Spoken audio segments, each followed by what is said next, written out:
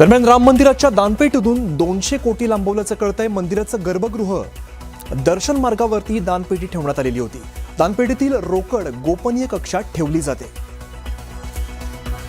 सुरक्षेच्या कारणामुळे कक्षाची माहिती ही गोपनीय ठेवण्यात आली आहे। तर गोपनीय कक्षात ठराविक लोकांनाच प्रवेश दिला जातो।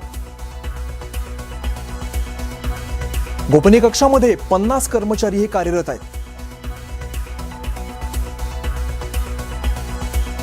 दानपेटीतून 200 कोटी लंपास केल्याचा आरोप करण्यात आलाय। 5 कर्मचाऱ्यांकडून 2 कोटी रोकड ही जप्त केल्याचंही कळतंय। 1 कार आणि 3 आयफोन हस्तगत करण्यात आले।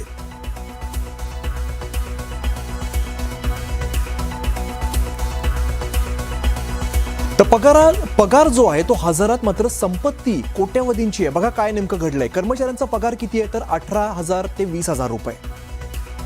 या ठिकाणी जे कर्मचारी होते त्यांचा पगार आहे 18,000 ते 20,000 आणि कर्मचाऱ्यांकडून 1.5 कोटीच्या फ्लॅटची खरेदी करण्यात आलेली आहे। 18,000 ते 20,000 पगार आहे, मात्र या कर्मचाऱ्यांकडून 1.5 कोटींच्या फ्लॅटची खरेदी केल्याचं समजतंय।